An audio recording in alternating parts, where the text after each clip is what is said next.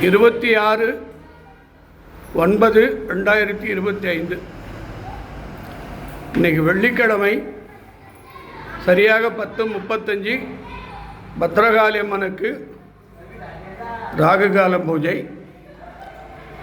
ஆதி சிவனுக்கு சிறப்பு பூஜை. இந்த உலகத்தில் வாழும் அனைத்து உயிரினங்களுக்காகவும் அனைத்து மக்களுக்கும் சிவன் அடியார்களுக்கும்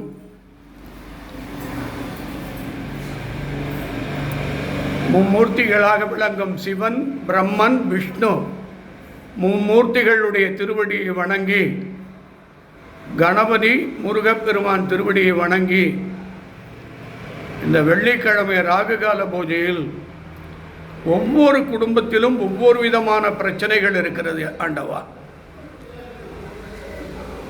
மனைவியால் புருஷன் தாங்க முடியாத பிரச்சனைகள், புருஷனால் மனைவி தாங்க முடியாத பிரச்சனைகள், பிள்ளைகளால் தாய் தந்தைகள் தாங்க முடியாத பிரச்சனை வெளியே சொல்ல முடியலைங்க.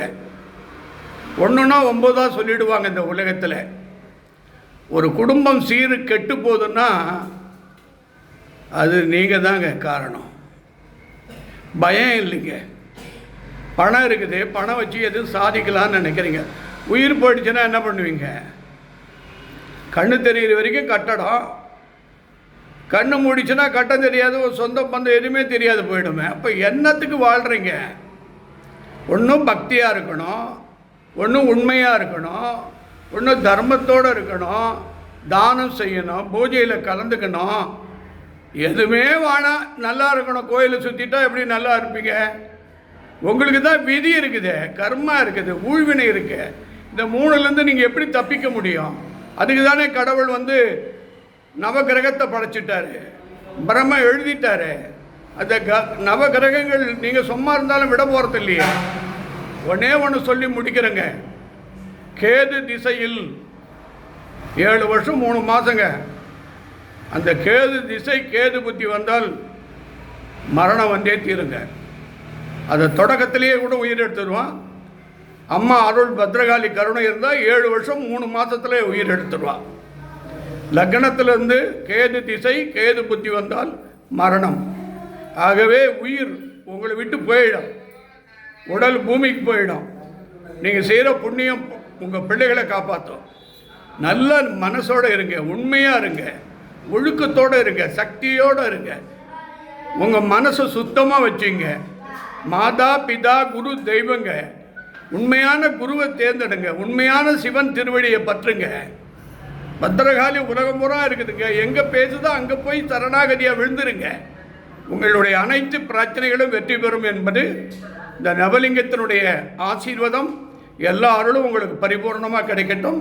இந்த பூஜை நிறைவு பண்ணுறேன். இப்போது உங்களுக்கு தீபார்த்தனை படைக்கிறேன். எல்லாரும் தொட்டு கும்பிடுங்க. அருட்பெரும் ஜோதி, அருட்பெரும் ஜோதி, தனிப்பெருங்கருணை, அருட்பெரும் ஜோதி. இந்த தீபார்த்தனை தான் ஒவ்வொருத்தரும் உங்கள் கையால் தொட்டு கும்பிட்டு உங்கள் குடும்பத்துக்காக, உங்கள் பிள்ளைகளுக்காக, உங்கள் மக்களுக்காகவும் 9 லிங்கமாக இருக்கும் சிதம்பரலிங்கம், சூரியலிங்கம், சந்திரலிங்கம், சொர்ணலிங்கம், ஞானலிங்கம், பூமிலிங்கம், மோட்சலிங்கம், ராமலிங்கம், நவலிங்கத்தினுடைய சாட்சியாக பக்கத்தில் இருக்கும் பத்ரகாளி அம்மன் கருணையோடு அருட்பெரும் ஜோதி, அருட்பெரும் ஜோதி, தனிப்பெருங்கருணை, அருட்பெரும் ஜோதி அண்ணாமலையினுடைய திருவடியை வணங்கி இந்த தீபார்த்தனை நிறைவு செய்கிறேன். எல்லாருக்கும் எல்லா அருளும் கிடைக்கட்டும்.